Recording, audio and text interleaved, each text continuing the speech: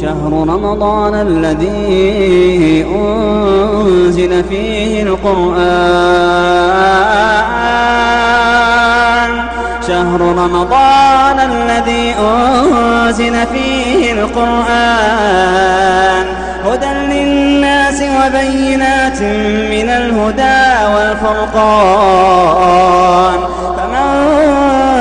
شهد منكم الشهر فليصمه ومن كان مريضا أو على سفر فعدة من أيام أخر يريد الله بكم اليسر ولا يريد بكم العسر ولتكملوا العدة ولتكبروا